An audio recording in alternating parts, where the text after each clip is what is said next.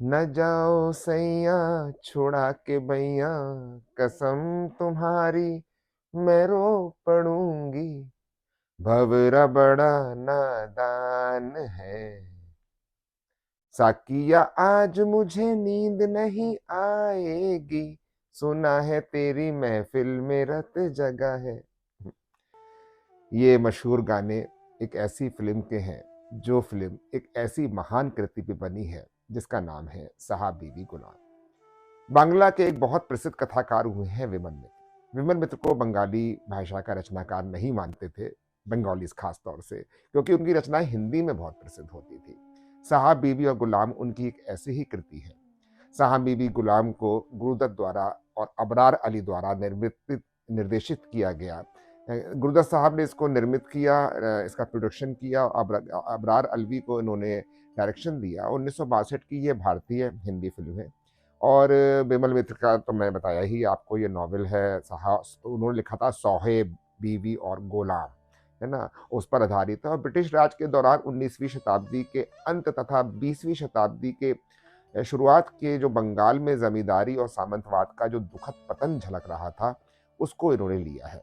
Film एक जमींदार यानी साहब और एक उसकी सुंदर और अकेली बीवी यानी बीवी और दास यानी गुलाम के बीच एक आदर्शवादी दोस्ती को दर्शाने की कोशिश की गई है। फिल्म का संगीत हेमंत कुमार और गीत शकील बदायूं ने दिए हैं। फिल्म के मुख्य कलाकार गुरुदत्त, मीना कुमारी, रहमान, वहीदा रहमान और नजीर हुसैन थे। छोटी बहू के रूप में मीना कुमारी का अभिनय अद्भुत है। अपनी अदायगी से मीना कुमारी ने एक ऐसी छाप अपने दर्शकों पर छोड़ी है जिसको भुलाया नहीं जा सकता।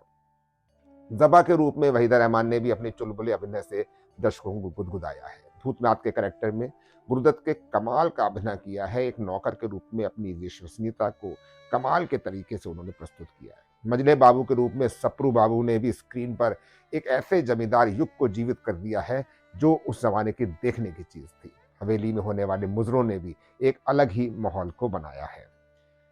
साकिया आज मुझे नींद नहीं आएगी और जो गाने मैंने आपको सुनाए, ऐसे गीतों ने दर्शकों के जो रुख थे वो सिनेमा घरों की तरफ मोड़ दिए थे। इस फिल्म को कुल 4 फिल्म फेयर पुरस्कारों से नवाजा गया था, जिनमें से एक फिल्म फेयर सर्वश्रेष्ठ फिल्म का पुरस्कार भी था। हेमंत कुमार के संगीत और शकील बदायूनी के लिखे गीतों ने इस फिल्म को अविस्मरणीय बना दिया। गीता दत्त और आशा भोसले की आवाज में ये गीत जैसे जिंदा हो गए हों। फिल्म कागज के फूल के बाद गुरुदत्त ने यह फैसला किया था कि अब वह कभी भी कोई फिल्म का निर्देशन नहीं करेंगे। यही वजह है कि इस फिल्म के निर्देशन को उन्होंने अपने दोस्त और लेखक अबरार अलवी को दिया था और उन्होंने ही इसको निर्देशन किया। गुरुदत्त ने पहले इस फिल्म को निर्देशित करने के लिए सत्येन बोस और फिर नितिन बोस से बात की थी, लेकिन जवाबनामे मिलने पर फिर ये अबरार अलवी ने ही निर्देशित की। गुरुदत्त चाहते थे कि भूतनाथ का किरदार शशि कपूर निभाए, लेकिन समय न होने के कारण शशि कपूर ने इस फिल्म के लिए मना कर दिया और गुरुदत्त को ही ये रोल करना पड़ा।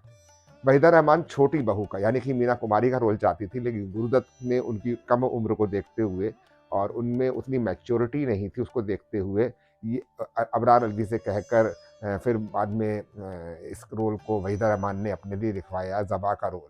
ज़बा का रोल उसमें बड़ा चुलबुला है, लेकिन मीना कुमारी ने जिस किस्म की अदायगी की है, अपने पति को रोकने के लिए वो जिस तरह से शराब पीती हैं, अपना सिंदूर लगाती हैं, सिंदूर मोहिनी सिंदूर मंगवाती हैं बाजार से कि वो पति को वश में किया जा सके। तो बंगाल का अपना एक कल्चर, बंगाल की अपनी एक कहानी, उसकी पटकथा, भूमिका, उसको लेकर विमल मित्र ने जिस तरीके से इस उपन्यास की रचना की है और जिस तरह से अबरार अलवी ने और गुरदत्त साहब ने इसको फिल्म में दर्शाया है, बताया है, एक सिल्वर स्क्रीन पर, इस सेलुलाइट पर उन्होंने एक ऐसी कथा को गढ़ दिया है जिसको सालों साल तक नहीं भुलाया जा सकेगा। और ब्लैक एंड वाइट में वी के मूर्ति तो गुरुदत्त साहब के हमेशा ही छायाकार रहते थे। उन्होंने जिस तरह के शेड्स दिए हैं, जिस तरह से इस फिल्म को स्क्रीन पर उभारा है, वो देखने लायक है। फोटोग्राफी देखने लायक है, गाने सुनने लायक है, डायरेक्शन देखने लायक है, अभिनय देखने लायक है। इस मार्वलस फिल्म को आप जरूर देखिएगा, साहब बीबी गुलाम। अगली एक नई फिल्म के साथ मैं फिर हाजिर होऊंगा।